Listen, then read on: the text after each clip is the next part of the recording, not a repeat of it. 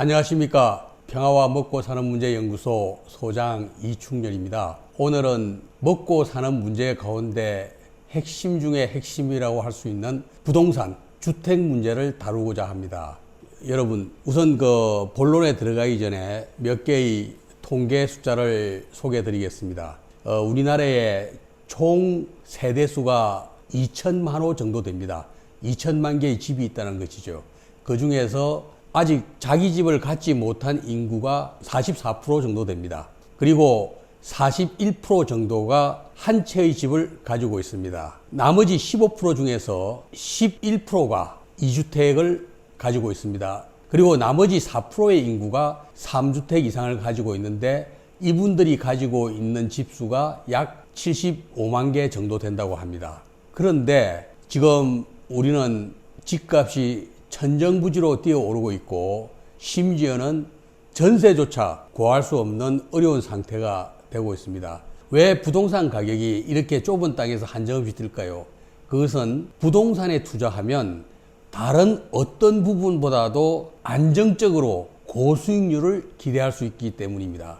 가장 중요한 이유는 저는 한국 경제의 양적인 질적인 급성장이라고 보고 있습니다. 1891년 소련 사회주의가 해체되고 1992년 한국과 중국이 수교를 했습니다. 그 이후에 지난 2015년까지 거의 25년 동안은 안보 면에서나 경제 면에서나 한국 경제는 최고의 좋은 환경이었습니다. 한국의 삼성, LG 등 재벌 대기업들은 세계적인 기업으로 성장했습니다. 그러다 보니 지난 25년 동안 한국 경제는 세계 10번째의 경제 규모로 성장하였고 그 결과로 인구의 10%에서 20% 정도에는 항상 넘치는 현금을 갖게 되었던 것입니다. 이 넘치는 현금 중에서 일부가 서울의 노른자리라고 불리는 강남에 집중되면서 강남의 머니게임이 시작된 것입니다. 이제는 그 강남의 수준을 넘어서서 강북으로까지 확대했고 더 나아가서는 수도권의 신도시까지 들썩거리고 있습니다. 여기에는 막대한 유동성이 존재하는 것과 더불어서 다주택을 소유했을 때 넘치는 초과 이익을 가능케 해주는 법률과 제도가 존재하기 때문입니다. 따라서 저는 주택 같은 경우도 정상적인 시장에서의 재화가 될 수 있도록 노력을 해야 된다고 봅니다. 즉 공급과 수요가 만나는 지점에서 가격이 결정되고 또 시간이 흐르면 감가상각이 적용되는 재화가 되어야 할 것입니다. 그러나 현재는 우리나라의 부동산, 특히 강남 지역과 수도권 지역의 이 주택 가격은 사회적 가격이라고 봐야 됩니다.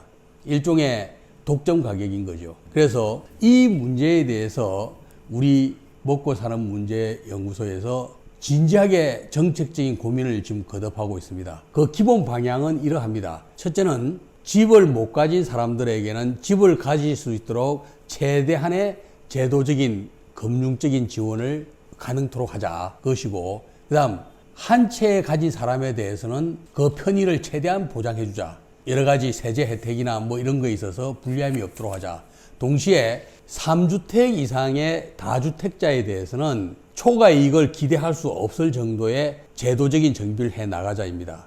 그렇게 되면 시간이 흐름에 따라서 2주택자의 경우에도 살집을 제외한 집들이 시장에 나올 수 있게 될 것입니다. 문제는 부동산으로 이루어진 단단한 기득권입니다. 우리나라의 경우 건설회사, 또 고위관료, 심지어 주무부처인 국토교통부의 고위공무원들, 언론, 부동산 학자들 포함해서 부동산을 통하여 기득권을 쌓은 엄청난 기득권 네트워크가 있습니다. 부동산 기득권의 세력과 그 경제력의 규모는 검찰 기득권과는 비교할 수가 없습니다. 부동산 문제가 안정이 되어야 비로소 우리가 사람 사는 세상에 한 걸음 더 다가서게 될 것이라고 봅니다.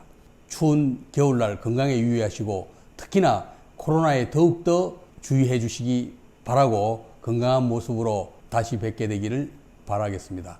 감사합니다.